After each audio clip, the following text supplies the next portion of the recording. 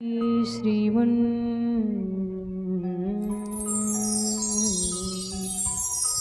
महागणाधिपतये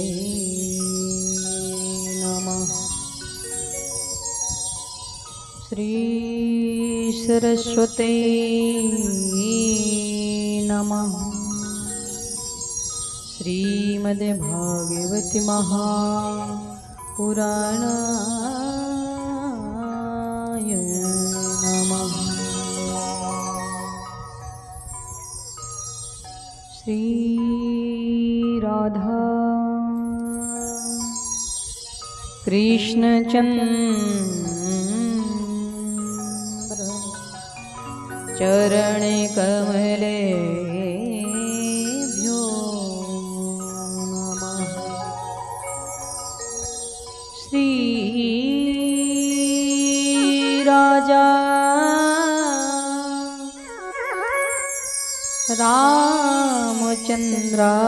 रामचंद्राय नमः। श्री हनुमते नमः। श्री गौरी महादेवाय नमः। श्री व्यास सुखदेव ऋषये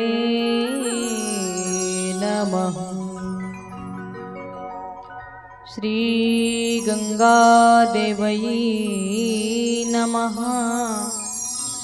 श्री ग्राम क्षेत्र स्थान कुल खैरापति देवी देवताभ्यो नमः। गुरु ब्रह्मा गुरु विष्णु गुरुदेवो महेश्वर गुरु साक्षात् परब्रह्म तस्मै श्री गुरुवे नमः। वक्रतुंड महाकाय कोटिसूर्यसमप्रभः निर्विघ्नं कुरु देव सर्वकार्येषु सर्वदा। राधा भक्तिर हरिरमं ज्ञानं ताभ्यां याच तमेनं व्रतम्। प्रणवो पवन कुमार खलवन पावक ज्ञान जासु हृदय आगार वशहि राम सर चापो। आइए हनुमंति विराजिए और कथा कहो मति अनुसार। प्रेम सहित गादी धरूं ब्राजिए पवन कुमार। जय जय राधा। से तो हम लोग कथा को उसी प्रसंग से फिर पुनः श्रवण करेंगे यजमान जी, जहां कल कथा को विराम दिया था। तो महाराज कथा चल रही थी कहां पे? असत्यात् पराधर्मो, अर्थात नहीं असत्य संपादक पूजा। मतलब ये कि अगर भागवत कथा सुन रहे हैं तो इसको सुनने का फल कब मिलेगा? जब हम ज्यादा से ज्यादा सत्य बोलने का संकल्प लेंगे, है ना। अब कथा में तो बैठ गए 7 दिन तो हम लोग एकदम हरिश्चंद्र ही बने रहते हैं, और फिर पता चला जब भागवत हो गई है पुजारी जी तो फिर सब भूल जाते हैं। कथा सुनने का, कथा करवाने का और कथा कहने का एक ही मूल उद्देश्य है कि कथा को श्रवण करके हम कथामय हो जाएं, गोविंदमय हो जाएं। ये प्रयास करो। अब महाराज कहा, बैघम वास्तुमत्र वस्तु शिवदम तापत्र्यो मूलिनम। श्रीमद् भागवत की कथा कैसी है? यानी तीनों तापों का उन्मूलन करती है कृष्ण कथा। संसार में कैसे कैसे लोग हैं, कैसे कैसे जीव हैं। आप लोगों ने भी देखा होगा कि कोई कितना भी कमाए लेकिन वो कभी ये नहीं कहेगा हृदय से कि मैं सुखी हूं। कभी नहीं कहने वाला कि मेरे पास बहुत सब कुछ है। नहीं ना नहीं, यही कहेगा कि मेरे पास तो कुछ भी नहीं है, मेरे पास कोई धन की आय नहीं है, क्या करूं, कैसे धन आए।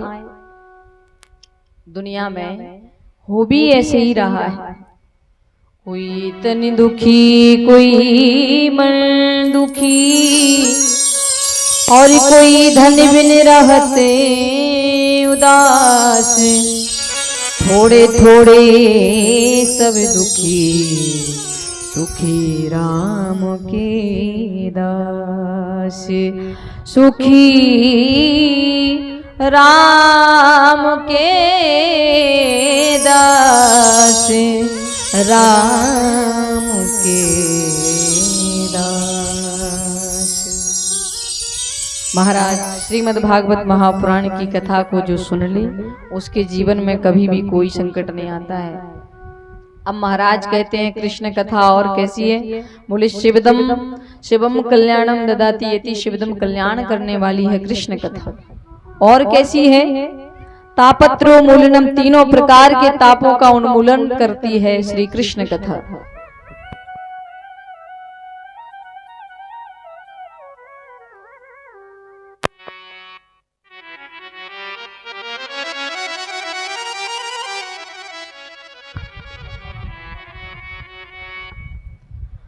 महाराज देखो, हम लोग कथा सुन रहे हैं तो बड़भागी तो हैं ही, लेकिन 7 दिन तक कथा सुनने का हम लोग संकल्प ले रहे हैं कि कम से कम भैया हर रोज तो हमें सुनने के लिए मिलती नहीं है, लेकिन 7 दिन कम से कम हम लोग 3-3, 4-4 घंटे बैठ करके भागवत कथा सुनेंगे। तो भैया बड़भागी तो हैं ही हम लोग।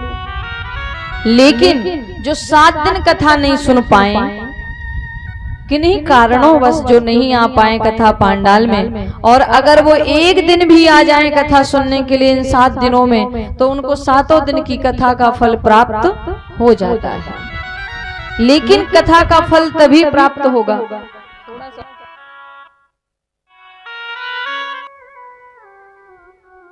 कल्पतरो गलितम फलम सुखी मुखादि अमृत दिव्य सयुतम पीवति भागवतम रसमाल्यम मयूरहो रसिका भुवि भावुका। निगम है वेद, और वेद का जो पका हुआ फल है वही श्रीमद् भागवत है। तो हमारे सुखदेव जी के मुख लगने से ये फल नीचे की ओर आया। अब कोई कोई कहता है कि फल में तो गुठली होती है, फल में तो छिलका होता है, तो कोई समझदार व्यक्ति गुठली छिलका खाएगा क्या? नहीं। तो यहाँ बताया नहीं, अमृत दिव्य सयुतम, इसमें एकदम अमृत रस भरा हुआ है, कहीं गुठली छिलका नहीं है। तो फिर ये कहा कि आपने श्रीमद् भागवत कथा को पीवत भागवतम रसमाल्यम क्यों कहा? अरे भाई, इसको आप सुनना भी कह सकते थे, श्रृणुत भागवतम रसमाल्यम भी कह सकते थे। कथा तो सुनी जाती है भाई, पी तो जाती नहीं है।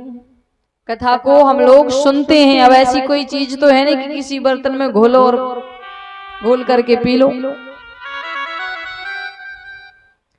महाराज पीवत भागवत रसमाल्यम कहा, तो यहाँ श्रृणुत भागवत रसमाल्यम भी कह सकते थे। देखो, पीना उसे कहते हैं और सुनना किसे कहते हैं? सुनना उसे कहते हैं जो इधर से सुने और इधर से निकाल दे, तो वो तो हो गया सुनना।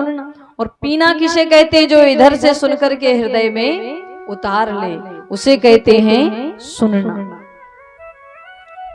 श्री तुलसीदास जी ने बड़ा सुंदर विशेषण दिया है, बताया है कि जो भगवान की कथा को सुनकर के, गोविंद की कथा को सुनकर के जो हृदय में धारण नहीं करता है तो उसके कान सांप के बिलों के समान होते हैं।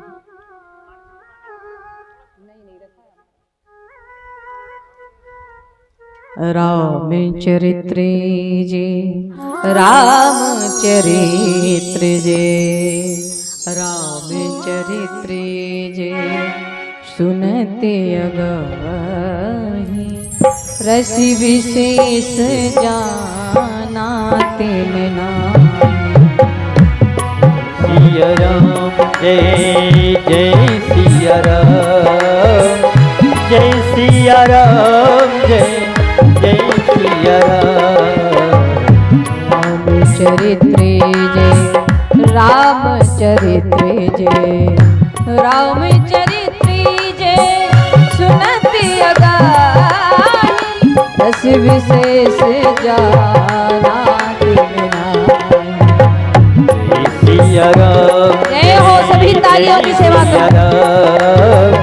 जय सिया राम जय जय सिया राम। जिन्हें हरि कथा सुनई नहीं काना, जिन्हें हरि कथा सुन नहीं काना, जिन्हें हरि कथा सुनई नहीं काना, जिन्हें हरि कथा सुन नहीं काना। श्रवण रंध यही भवन शमाना, श्रवण रंध यही भवन शमाना। श्री राम जय जय जय राम, श्री राम जय राम जय जय राम। श्री राम जय राम जय जय राम। श्री राम जय राम जय जय राम। श्री राम जय राम जय राम।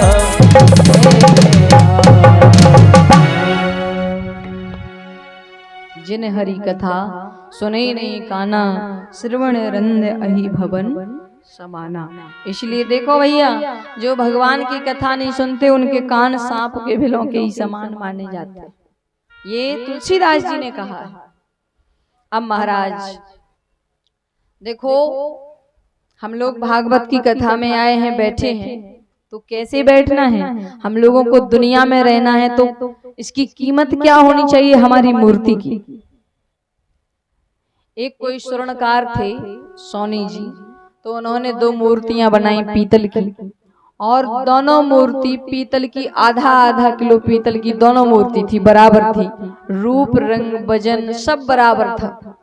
लेकिन जब उन्होंने नुमाइश के लिए मैदान में रखा, जब कहा लोगों से कि आइए हमारी मूर्ति की परीक्षा लीजिए और मूर्ति को खरीदिए, तो लोगों ने पूछा, हम लोग किसी की दुकान पे जाते तो भाव पहले पूछते हैं कि इसका मोल क्या है। तो स्वर्णकार ने कहा एक मूर्ति है 10 रुपए की और दूसरी मूर्ति है लाख रुपए की। तो बोले 10 रुपए वाली तो चलो ठीक है, लाख रुपए वाली क्या सोने की है? इसमें सोना लगाया क्या? बोले नहीं नहीं साहब, 1 भी प्रतिशत इसमें सोना नहीं है। तो बोले लेकिन ये लाख रुपए की विशेषता क्या है? बोले इसकी परीक्षा लो, फिर इसके बाद आपको खुद पता चल जाएगा। अब महाराज, एक संत जी वहां से जा रहे थे, उन्होंने थोड़ा सा दिमाग लगाया, एक सुतली को लिया और गीला किया सुतली को। उस सुतली को संत ने एक मूर्ति के कान में डाली और इधर से मूर्ति के कान में सुतली डाली तो इधर से वो निकल गई। बोले ये तो हो गई है 10 रुपए की। अब बोले दूसरी मूर्ति की परीक्षा लो। दूसरी मूर्ति के कान में जैसे ही संत जी ने सुतली डाली तो महाराज वो सुतली मुड़कर के सीधी पेट में चली गई, गले में आकर के सीधी पेट में चली गई। बोले ये है लाख रुपए की मूर्ति। मतलब समझ में आया है? मतलब उसका यही है कि हम लोग अगर कथा को सुनकर आप लोग इधर से सुनकर इधर से निकाल देते तो वही सस्ती वाली मूर्ति हो आप लोगों की कोई वैल्यू नहीं है फिर। और अगर आपने कथा यहाँ से सुनकर के हृदय में धारण कर ली है तो आप लाख रुपए की मूर्ति हो, आपके आगे किसी की चलेगी नहीं। इसलिए अब क्या करना है, 7 दिन कथा सुनना है तो लाख रुपए वाली मूर्ति बन के ही सुनना है। 10 रुपए की कोई इज्जत नहीं होती जमाने में। अरे भैया हम तो सुना 100 रुपए की भी कोई इज्जत नहीं है, इतना महंगाई हो गई है। मोहि रहो रसिका भोवे भाव का। जितनी बार कथा सुनने के लिए मिले सुनो। अरे एक बार नहीं, 2 बार नहीं। अब हमारे जैसे कि संगीत कलाकार भाई जो होते हैं उनको तो हर कथा में जाना। अब वो सोचे वही एक ही एक भजन, वही कथा क्या रोज सुने, क्या कथा सुने।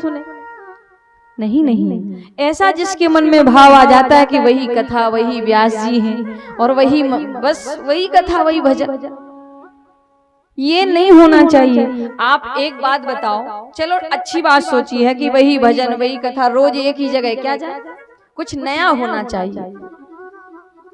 तो ये बताओ, आप रोज रोज जलपान करते हो, एक दिन नहीं करोगे तो क्या बिगड़ जाएगा, रह लोगे।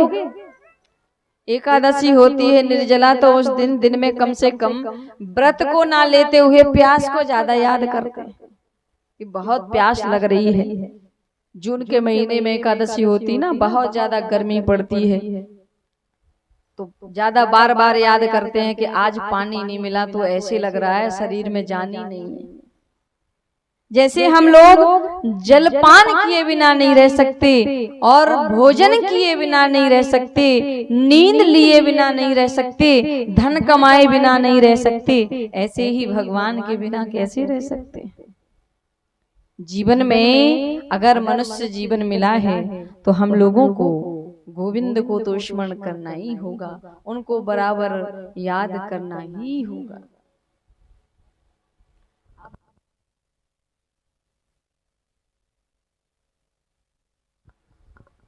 परम सम्मान्य हो, कहीं भी रहो लेकिन भगवान को स्मरण करते रहो।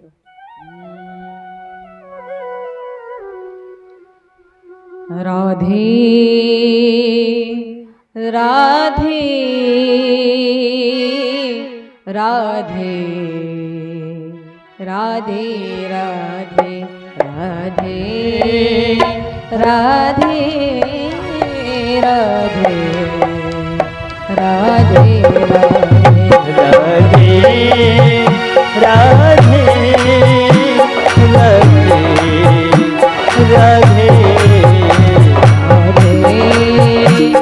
राधे राधे श्री राधे राधे राधे राधे। हरि बोल। दोनों तालियों की सेवा में।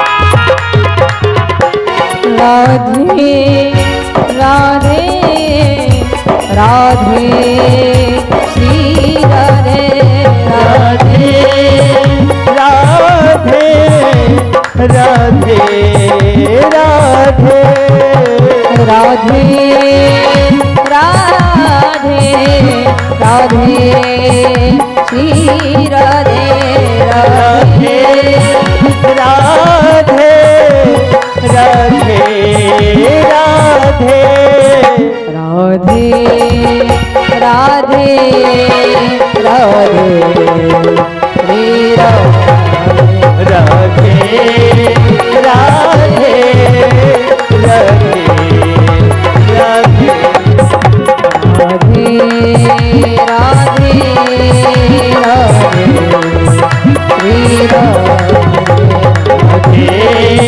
राधे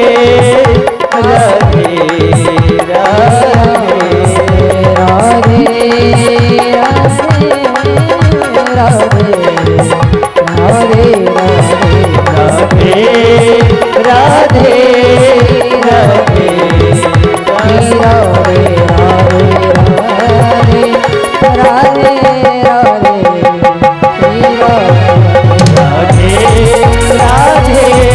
राधे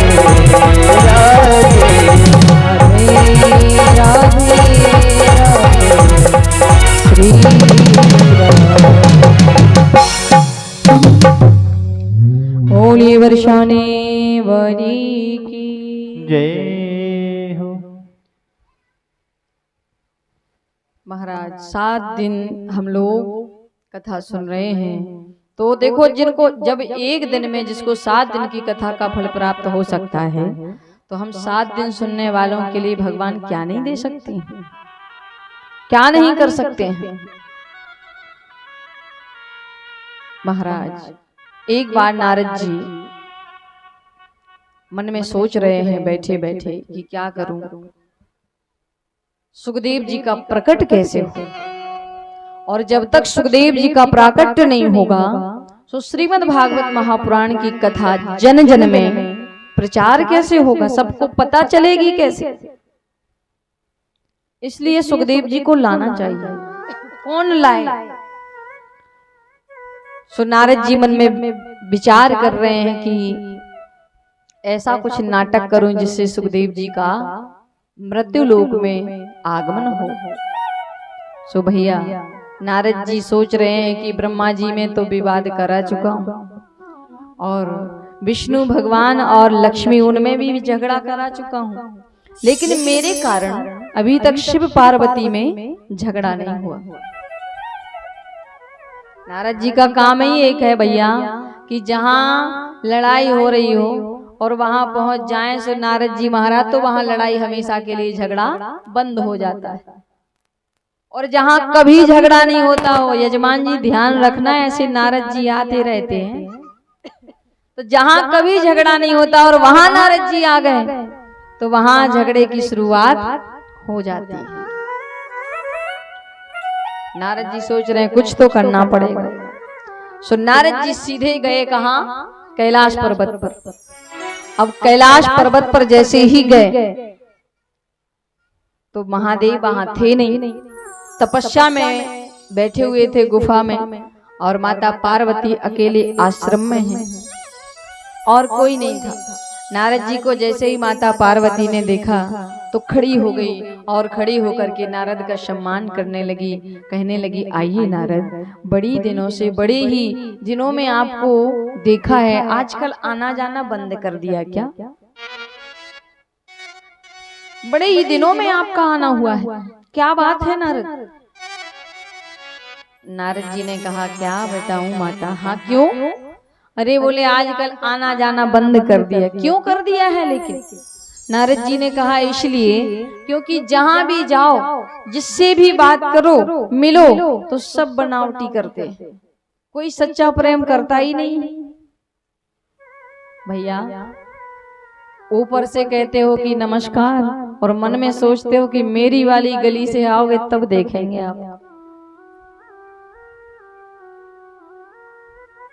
इसलिए आना जाना बंद कर दिया। कोई जो भी जिससे प्रेम करता है वो सब बनावटी है, कोई किसी का सच्चा प्रेम नहीं रहा आजकल। इसलिए जहां आदर नहीं, जहां प्रेम नहीं, तो वहां क्यों जाए मां? पार्वती ने कहा लेकिन नारद मैं संसार वालों की औरों की बात को क्या कहूं, मैं तो अपनी बात को कहती हूँ। कहो।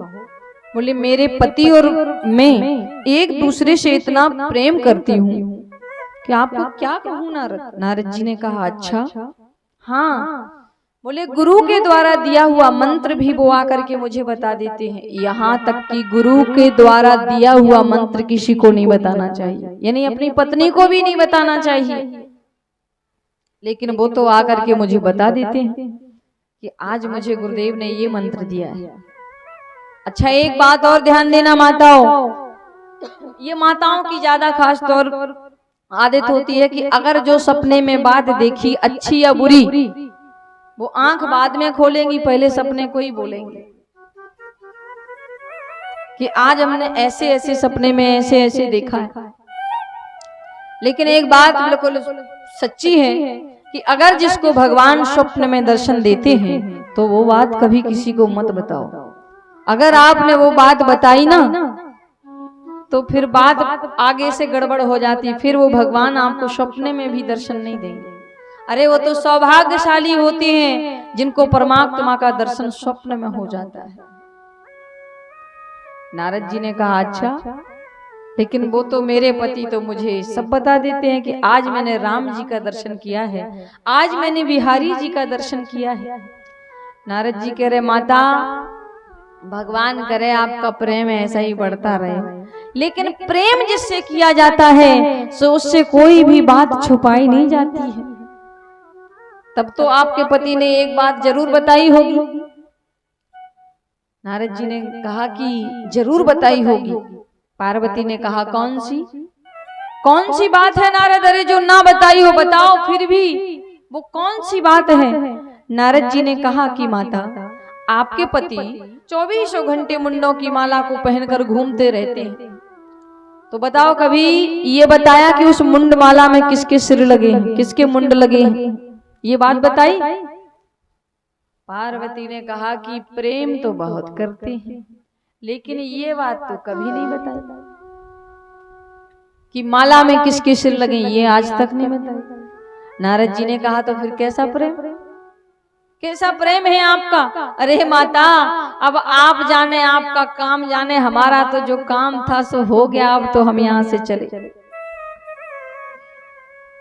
नारद जी वहां से चले गए मुस्कुराती हुई। इधर माता पार्वती ने अपने सुंदर आभूषण उतार करके फेंक दिए, मलिन वस्त्र पहन लिए और कोप भवन में चली गई। और जाते जाते नारद जी कहाँ गए? भगवान भोलेनाथ के पास से ही गए। और क्या कहते गए? बाबा आश्रम में जरा जल्दी पधारना। भोलेनाथ ने कहा क्यों? अरे बोले आपको माता जी ने याद किया है।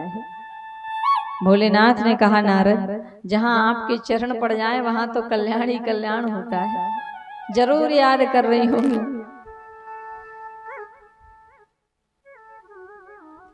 भोलेनाथ आए, बाबा भूतनाथ जैसे ही पधारे, माता देवी पार्वती को देखा और कहा कि क्या बात है देवी, इतनी उदास, और आज तक मैंने आपको कोप भवन में नहीं देखा। कोप भवन का मतलब ये पुराने जमाने में जब महल बनते थे, मकान बनाया करते थे राजा महाराजा, तो वो क्या काम करते थे? एक स्त्रियों के रूठने का कमरा अलग से बनता था। अगर उसमें चली गई तो समझ लो कि श्रीमती जी रूठ गई। महाराज भोलेनाथ ने देखा कि कोप भवन में कुछ तो गड़बड़ बात है। भोलेनाथ ने कहा कि देवी क्या बात हुई, आज आप उदास लग रही हैं?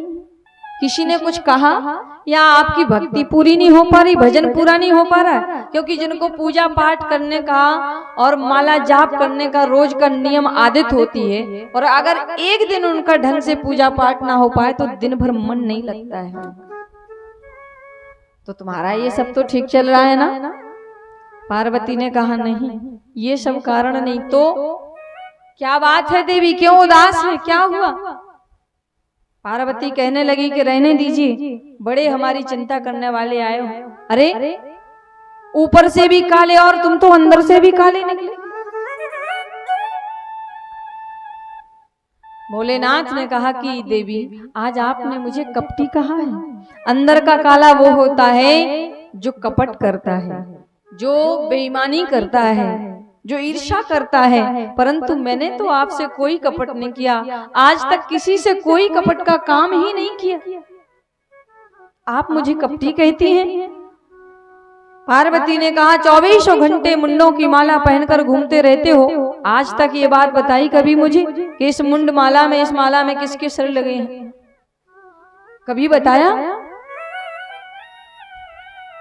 भगवान भोलेनाथ ने गंभीर होकर के कहा कि देवी, वैसे तो आप पराम्बा हैं, जगदम्बा हैं, जगत जननी हैं, लेकिन जब जब तुम अपने देह का त्याग करती हो, जब जब तुम अपने चरित्र का त्याग करती हो, देह का त्याग करती हो, तो तुम्हारी मुझे याद बनी रहे, इसलिए तुम्हारे सिरों को अपनी माला में पैरों लटकाए घूमता रहता हूं। पार्वती ने कहा तब तो और महाकपटी निकले। भोलेनाथ ने कहा वो कैसे? अरे ऐसी कौन सी दवाई खा ली है आपने जो आप कभी मरते नहीं? मुझे बार बार मरना पड़ता है। बताओ, एक माला में कम से कम 108 पुष्प होते हैं कि नहीं? तो इतनी बार मैं मर गई। जरूर अगर आप प्रेम करते होते तो वो औषधि आप मुझे भी पिलाते, जिसे पीने से मैं भी अमर हो जाती, मेरा भी आना जाना छूट जाता। भगवान भोलेनाथ ने कहा देवी, मैंने जिस अमृत का पान किया है वो है श्रीमद् भागवत कथा अमृत, अमर कथा, जिसको पान करने से ना तो जीव की मृत्यु होती है ना जन्म होता है। भोलेनाथ ने जब ये बात सुनाई तो पार्वती ने कहा चाहे कुछ भी हो, मुझे तो आप वही अमर कथा सुनाइए, मैं भी सुनना चाहती हूँ, मुझे सुनाए। भोलेनाथ ने कहा लेकिन देवी, कथा सुनने के भी बड़े विधान होते हैं, 3 विधान होते हैं। क्या? बोले पहली बात तो ये है, और पार्वती के लिए ही नहीं, हम सबके लिए है ये 3 विधान।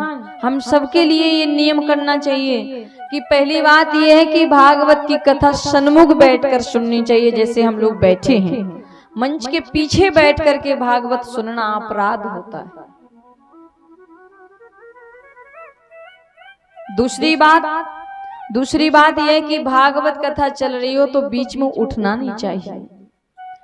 अगर आप बीच भागवत से उठ जाते हैं तो आप यहां भी बहुत बड़ा अपराध करते हैं। तीसरी बात यह है कि भागवत कथा चल रही हो तो भागवत कथा के चलते समय आपस में बात नहीं करना चाहिए, बोलना नहीं चाहिए। लेकिन महाराज, अगर हाँ आपको बोलना ही है तो देखो, बीच बीच में हम लोग क्या काम करते हैं कि कथा के हम समझ जाते हैं कि अब शायद सब लोगों को थोड़ा सा आलस्य सा आ रहा है, तो भजन करवाते हैं कि नहीं, भजन गाते हैं कि नहीं। अगर बोलना ही है तो श्री राधा नाम को स्मरण करो, कृष्ण कन्हैया के नाम को स्मरण करो, प्रभु श्री राजा रामचंद्र को स्मरण करो। अब पार्वती ने कहा जैसा भी हो, जो कहो, मैं सारी शर्तें मंजूर हैं, लेकिन आप तो हमें श्रीमद् भागवत महापुराण की कथा, अमर कथा सुनाए। ठीक। अब भोलेनाथ ने कहा लेकिन देवी, एक और नियम है हमारा। वो क्या नियम है? बोले जब जब मैं कथा सुनाता हूं तो नेत्र बंद करके ही कथा सुनाता हूं।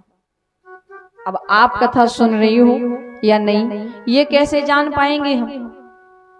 इसलिए जब जब कथा चलेगी, जब तक, तो आप बीच बीच में ऊंका देती रहेंगी। जैसे हम लोग किसी को कोई भी बात सुना रहे हो, अगर वो बीच में ऊंका ना दे तो बात सुनाने में आनंद नहीं आता। एक ऊंका देने वाला चाहिए, हामी भरने वाला की नहीं।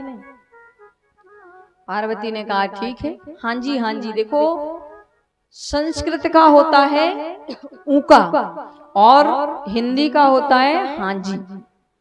तो माता पार्वती ऊंका दे रही है, जैसे ऊ ऐसे सुर में आवाज निकाल रही है। कथा प्रारंभ कर दी। भोलेनाथ ने नेत्र बंद करके कथा प्रारंभ कर दी। अब कथा चलते चलते महाराज 4 दिन हो गए, लेकिन जिस समय कथा श्रवण कराने लगे तो भोलेनाथ ने सावधानी का परिचय दिया। क्या? पहले नंबर तो देखा कि हम दोनों के अलावा और कोई तीसरा तो नहीं सुन रहा है कथा को। सो महाराज त्रिशूल जी से अपने कहा, डमरू और त्रिशूल से कहा कि जाओ कैलाश पर्वत पर एक परिक्रमा लगाकर आओ कि कोई और तो नहीं सुन रहा है। महाराज त्रिशूल देव ने जाकर के परिक्रमा लगाई, कोई नहीं मिला।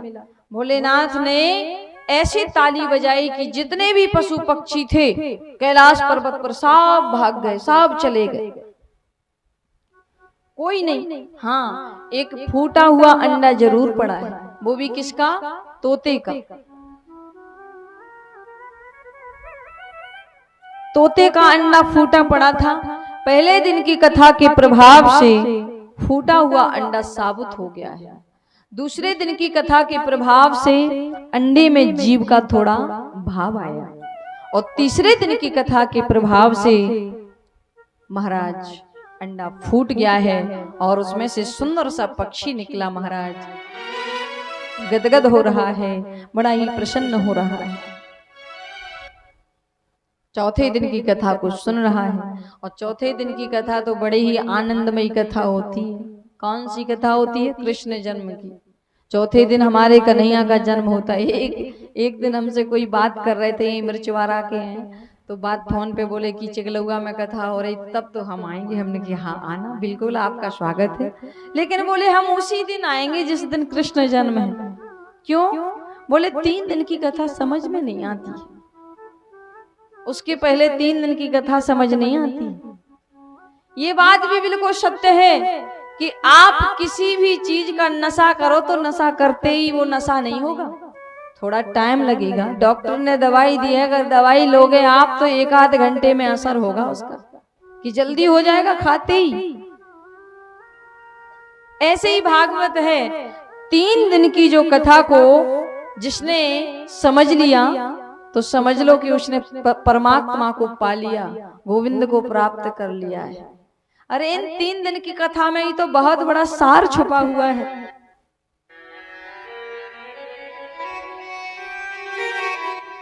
अब माता पार्वती कथा श्रवण कर रही हैं, सब पशु पक्षी दूर चले गए हैं, भोलेनाथ बड़े गदगद हो रहे हैं, और माता पार्वती खुश हो रही है, प्रसन्न हो रही है।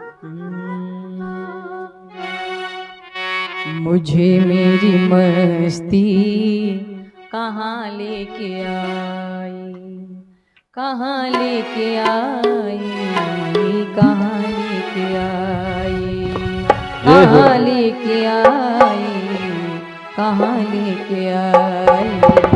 मुझे मेरी मस्ती कहाँ लेके आई, मुझे मेरी मस्ती कहाँ लेके आई, मुझे मेरी मस्ती कहाँ लेके आई, मुझे मेरी मस्ती कहाँ लेके आई, कहाँ लेके आई, कहाँ लेके आई, कहाँ लेके आई, कहाँ लेके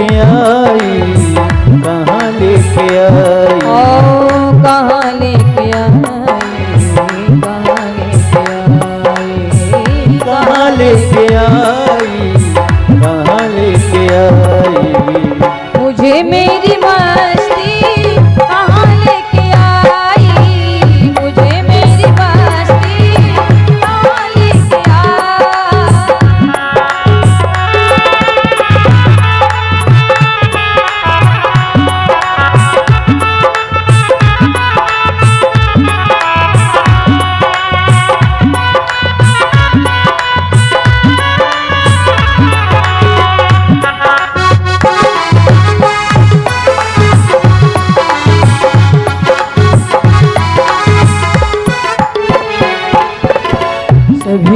सभी में पड़ा मैं ही मैं हूँ, सभी में पड़ा मैं ही मैं हूँ, सभी में पड़ा मैं ही मैं हूँ, सभी में पड़ा मैं ही मैं हूँ। जहाँ भी देखो जैसे भी तो परमात्मा ही नजर आता है। परमात्मा के भक्तों को हर जीव में हर जगह गोविंद ही नजर दिखाई देता है। कहाँ लेके आए, कहाँ लेके आए, ओ कहाँ लेके आई, कहाँ ओ कहाँ लेके आए, कहाँ लेके आए। ओ कहाँ लेके आई, कहाँ लेके आई। मुझे मेरी मस्ती कहाँ लेके आई, मुझे मेरी मस्ती कहाँ लेके आई, मुझे मेरी मस्ती कहाँ लेके आई, मुझे मेरी मस्ती कहाँ लेके आई, मुझे मेरी मस्ती कहाँ लेके आई, मुझे मेरी मस्ती कहाँ लेके आई। बोली शंकर महादेव की जय हो। भगवान भोलेनाथ कथा सुना रहे हैं, लेकिन 4 दिन हो गए कथा सुनाते सुनाते। कभी कभी क्या होता है कि एक जगह हम बहुत देर तक बैठे तो शरीर में थकावन हो जाती है कि नहीं। लेकिन महाराज माता पार्वती ने जो कथा सुनी वो हम लोगों की जैसी थोड़ी ना सुनी है। हम लोग तो रोज 3-3 4-4 घंटा सुनेंगे, लेकिन माता पार्वती ने जो कथा सुनी वो नित्य प्रति अविश्राम, यानी कोई विश्राम नहीं, कथा चलती ही जा रही है। न भोजन किया, न जलपान किया, न आसन बदला, बस एक आसन पर कथा सुनते ही चले जा रहे हैं। तो 5वें दिन पार्वती को थोड़ी सी थकावन हुई और निद्रा देवी ने आकर के माता पार्वती को घेर लिया। जैसे ही माता पार्वती को नींद आई, झपकी लग गई, अब कथा बंद ना हो जावे, इसके लिए पीछे जो तोता है वो पक्षी है, वो सोच रहा है कि माता जी तो सो गई, हाँ जी बंद हो गई, अब कहीं कथा विराम ना ले ले। इसके लिए पक्षी ने, तोते ने माता पार्वती जैसे सुर में ऊंका देना शुरू कर दिया है। ऊ ऊ ऐसे बोल रहा है, गदगद हो रहा है। जैसे ही महाराज कथा का विश्राम हुआ, भगवान भोलेनाथ ने जोर से जयकार लगवाया। बोलिए बाल कृष्ण लाल की जय हो। माता पार्वती की नींद टूट गई। हाँ भगवान, फिर उद्धव जी ने क्या कहा, यानी ये प्रसंग चल रहा था योगेश योग विनाशः। महाराज उद्धव को जब पता चला कि भगवान श्री कृष्ण अपनी लीला को संपन्न करके अपने धाम जाना चाहते हैं, तो उद्धव ने कहा कि हे प्रभु, आप योग के स्वामी हैं, योग के अधीश्वर हैं, बताइए ज्ञान क्या है, वैराग्य क्या है, सन्यास क्या है। ये सब ज्ञान में प्रसंग चल रहा था कि माता पार्वती को उसी समय नींद आ गई। जैसे ही जयकार लगवाया, नींद टूट गई माता पार्वती की। तो पार्वती ने कहा, हाँ भगवान। फिर उद्धव ने क्या कहा, भोलेनाथ ने कहा, क्या कहा मतलब, कथा तो पूरी हो गई है, तुम बीच में कहां से कह रही हो। अरे बोले कैसे हो गई, मैं तो सो गई थी, कथा पूरी कैसे हो गई। भोलेनाथ ने कहा, तो फिर बीच बीच में ऊका कौन देता था फिर। पार्वती ने कहा, मैं तो नहीं दे रही थी, मैं तो वहीं से फिर कथा सुनूंगी, मैंने तो नहीं सुन पाई है। भोलेनाथ ने कहा, ऊका फिर देता कौन था। सामने देखा, अगल बगल दाएं बाएं देखा, कोई नहीं। और जब पीछे मुड़ करके देखा तो नन्हा सा सुख बैठा है, वो तोता बैठा है, गदगद हो रहा है प्रभु की कथा को सुन करके। भोलेनाथ ने कहा, इसने कथा सुनी, इसमें आपत्ति नहीं है, परंतु इसने बिना विधि के सुनी, इसमें आपत्ति है। जब आप नरियल सौंपने गए थे संकल्प देने, तो हम लोग विधि विधान बनाते हैं कि नहीं, कि उस मुहूर्त में कथा होगी। तो कोई भी हम आयोजन करें तो उसका थोड़ा सा विधान बनाना चाहिए, विधि हम लोगों को समझनी चाहिए। तो इनने बिना विधि की कथा सुनी, इसमें आपत्ति है। अच्छा, ये सामने बैठ करके कथा सुन लेता, इसमें मुझे आपत्ति नहीं थी, परंतु इसने पीछे बैठ करके ब्रह्मा विद्या की चोरी कर ली। महादेव त्रिशूल लेकर के दौड़ लगाते हुए मारने चले जा रहे हैं, भोलेनाथ दौड़ लगाते हुए चले जा रहे हैं। मारने के लिए कि आज कहीं भी मिल जाए इसको छोड़ूंगा मैं नहीं। दौड़े दौड़े चले जा रहे हैं तो कैलाश पर्वत से नीचे उतर करके आप आएंगे तो नीचे पड़ता है बद्रीनाथ धाम।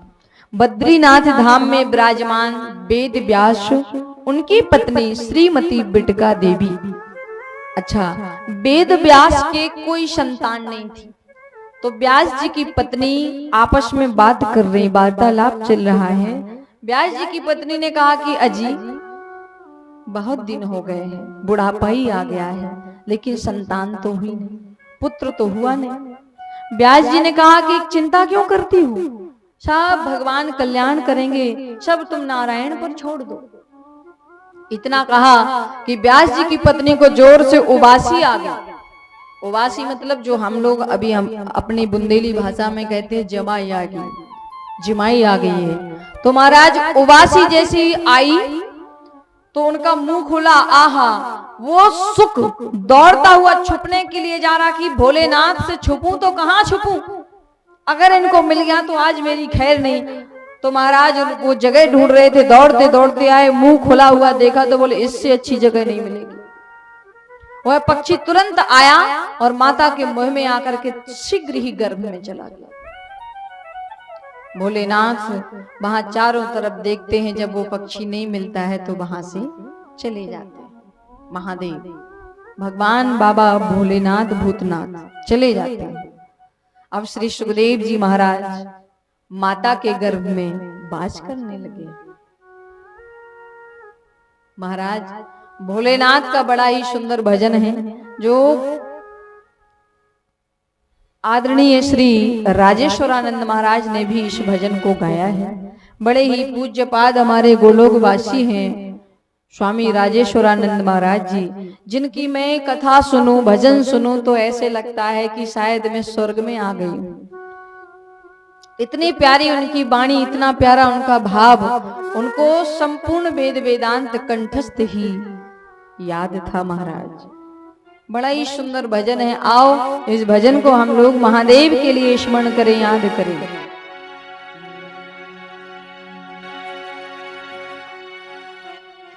शंकर तेरी जटा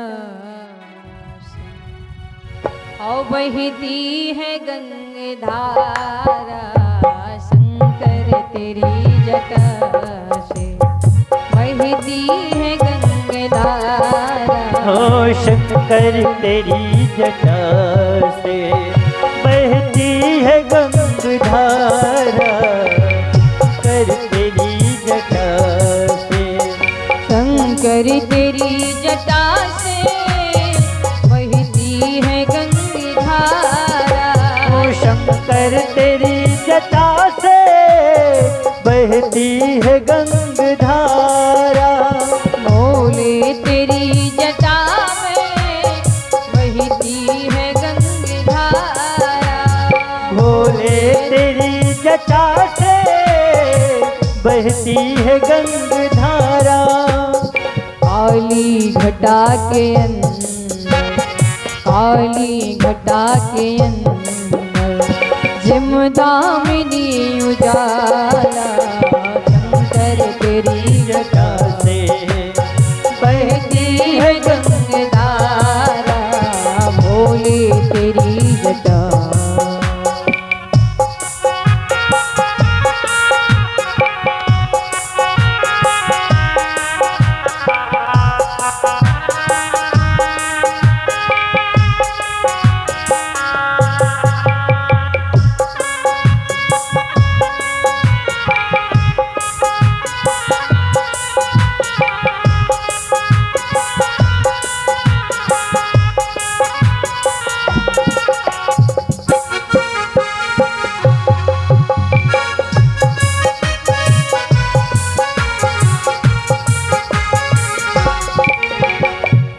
मुंडी माली राजे, सची भाली पे विराजे।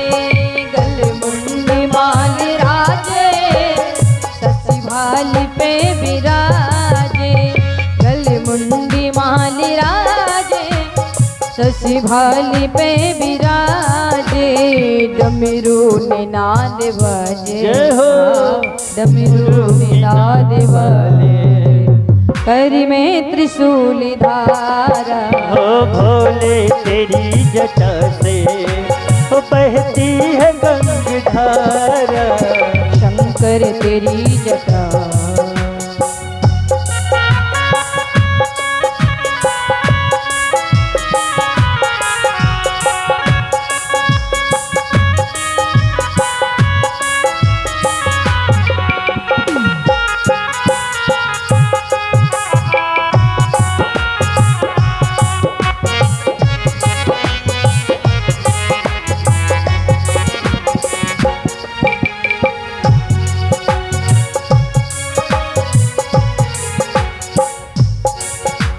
मृग चर्म वशनधारी। देखो भगवान भोलेनाथ का काम भी बड़ा गड़बड़ होता था। ऐसी ऐसी वो वस्तुओं को साथ में लिए रहते, ऐसे ऐसे जीवों को, ऐसी चीजों को जो लोग कभी सपने में भी नहीं सोच सकते हैं। मृग चर्म वशनधारी, वृषराज पे सवारी। मृग चर्म वशनधारी, वृषराज पे सवारी। निज भक्त दुख हारी, ओ निज भक्त दुख हारी। कैलाश पे बिहारा, ओ भोले तेरी जटा से हो बहती है गंगाधारा, शंकर तेरी जटा। हरि ओम।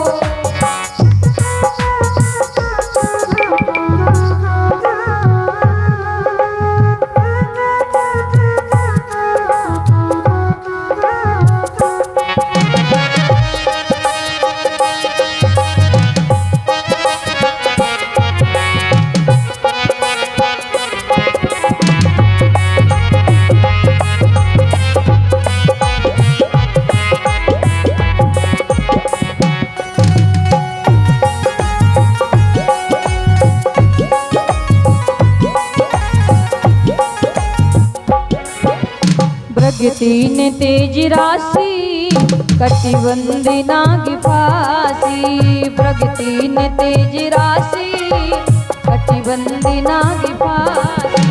प्रगति ने तेज राशि, कटिबंदी नाग फांसी। गिर जाए संग दासी, अरे गिर जाए संग दासी। सब विश्व के आधार, तेरी जटा से बहती है गंगाधारा, भोले तेरी जटा से बहती है गंगाधारा।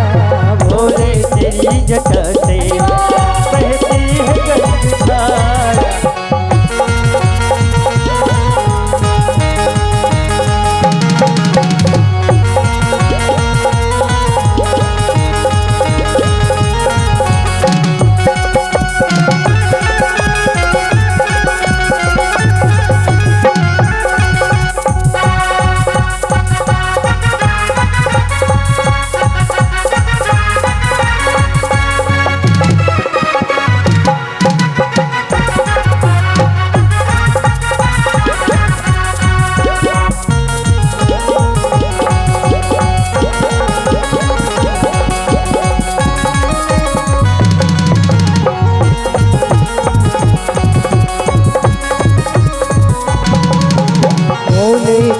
जटा से, भोले तेरी जटा से बहती है गंगाधारा।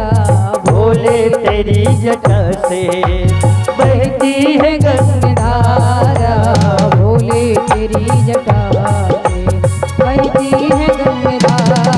ओ भोले तेरी जटा से बहती है गंगाधारा।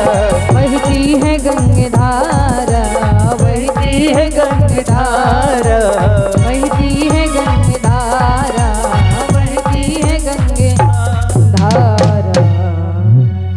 भोले शंकर महादेव की जय हो। ऐसा है भगवान भोलेनाथ का अद्भुत स्वरूप। अब भगवान भोलेनाथ वहां से चले गए। अच्छा, भगवान भोले बाबा को भोले बाबा क्यों कहते हैं? भोले बाबा इसलिए कहते हैं कि भक्तों के लिए तो वो भोले हैं, भक्तों के लिए भोले भाले हैं, और महाराज भक्तों के लिए भोले और दुष्टों के लिए भाले हो जाते हैं। एक बार ऐसे हुआ कि कोई ऐसी चोरी करता था, और चोरी करते करते काफी समय हो गया उसको, तो किसी के घर में जो भी जैसा भी कुछ भी मिलता तो चोरी करके लाता और अपने घर में अपने बच्चों को, परिवार को खिलाता था। एक दिन क्या हुआ, उसको चोरी करने के लिए कुछ नहीं मिला, कहीं कुछ भी नहीं मिला। अब क्या करे, तो वो जा रहा था, जाते जाते भगवान भोलेनाथ का मंदिर मिला, और जैसे ही महादेव का मंदिर मिला तो भगवान भोलेनाथ से जाकर के प्रार्थना करने लगा और कहने लगा कि बाबा आज तो बच्चे भूखे ही सोएंगे, आज तो कुछ व्यवस्था है ही नहीं, आज तो कुछ मिला ही नहीं, क्या करूं। रोज तो कहीं ना कहीं कुछ ना कुछ मिल जाया करता, लेकिन आज तो कुछ नहीं मिला है। भोलेनाथ को प्रणाम किया, और जैसे ही सिर उठाकर देखा तो भोलेनाथ के ऊपर ही घंटा चढ़ा हुआ था। जैसे ही घंटे को देखा तो चोर कहने लगा, वाह बाबा आप भी कम दयालु नहीं है, चले आज मैं इस घंटे से ही काम चलाऊंगा, लेकिन ये घंटा छोड़ूं तो छोड़ूं कैसे, वहां से उतारूं कैसे, इतने ऊपर जो बंधा है वो भोलेनाथ के ऊपर ही बंधा है, क्या करूं। यहाँ कोई साधन तो है नहीं जिसको रख के मैं चढ़ जाऊं और उतार लूं, क्या करूं। उसने क्या काम किया, भोलेनाथ के सर पे ही दोनों अपने पांव रखे, महादेव के ऊपर जलरी में पैर रखे, भोलेनाथ की महाराज मूर्ति पे ही पैर रखे दोनों, और चढ़ गया महादेव पे, घंटा छोड़ने लगा। तो महादेव तुरंत प्रकट हुए और कहने लगे, वाह कोई चढ़ाता है जल, कोई चढ़ाता है दूध चावल बेलपत्र शमी पत्र फूल, लेकिन वाह हरे भक्त आज तो तू स्वयं चढ़ गया, बोल तुझे क्या दूं क्या ना दूं। तो महाराज वो तुरंत हाथ जोड़ करके कहने लगा कि हे प्रभु आप तो जानती कि मैं अपने परिवार का पालन करने के लिए कुछ ना कुछ व्यवस्था ढूंढता ही रहता हूँ, इसलिए हे बाबा ऐसा आशीर्वाद दे दो कि कभी भी मेरे हृदय में चोरी करने का भाव प्रकट ना हो, और किसी को चोरी करनी ही है तो भगवान की चोरी करो, किसी दुनिया वालों की चोरी मत करो। ये बात सही है, और भगवान की चोरी करो तो किस चीज की, भगवान के नाम की चोरी करो, गोविंद के भजन की चोरी करो। एक मान लो आपने धन कमाया रख दिया, चोर डाकू लूट कर ले जा सकता है कभी भी, और चिंता सताती है कि कहीं घर में चोरी ना हो जाए, कोई डाका ना डाल दे, घर छोड़कर जा नहीं पाते हैं अब तो क्या करें। फिर भी कई ताले लगाएंगे, 2-4 घर में ऐसे ताले रखेंगे कि कोई चोरी ना कर पाए, लेकिन एक ना एक दिन तुम्हारी वो चोरी करके ले ही जाता है। लेकिन राम नाम का धन का खजाना ऐसा है कि यहाँ कोई भी चोर डाकू नहीं आती, और अगर कोई भूलवश कोई चोर डाकू ऐसे खजाने में, जो हम लोग खजाने में ही तो बैठे हैं कि यहाँ से खजाना खुल रहा है, अब जो जितना लूट सके सो भैया लूट लो। तो कोई अगर चोर डाकू भूलवश अगर यहाँ इस धन के खजाने में आ गया चोरी करने के लिए और लूट के ले गया, तो देखो भैया जितना लूटेगा उतना ही बढ़ता जाएगा, ये ऐसा खजाना है। एक जगह एक संत जी भजन कर रहे थे महाराज, तो उन्होंने इतनी बड़ी माला ली कि वो अपनी दूसरी मंजिल छत पर बैठते थे और नीचे लटकती थी माला, इतनी बड़ी माला थी। तो कई व्यक्ति वहां से देखते जा रहे और कहने लगे कि महाराज इतनी बड़ी माला, और भजन कैसे करते थे, एक एक पुष्प नहीं, एक एक पुष्प से भजन नहीं किया करते थे, वो तो दोनों हाथों से माला खींचते थे। खींचने में लगे और जल्दी जल्दी खींच रहे, तो किसी ने कहा बाबा ऐसे भजन कौन करता है। अरे भैया बोले राम नाम की लूट है, जितना लूट सके सो लूट रहे हैं, भगवान के नाम का धन लूट रहे हैं, लूटो जितनी भी श्रद्धा शक्ति हो। कथा सुनने के फायदे भी क्या है? कथा सुनने का फायदा देखो, जितनी भी आपके मन में चिंताएं हो, जितनी व्यथाएं हो, तो पांडाल में आकर के सारी चिंता मुक्त हो जाते हैं। भगवान के नाम में वो शक्ति है, वो सामर्थ्य है।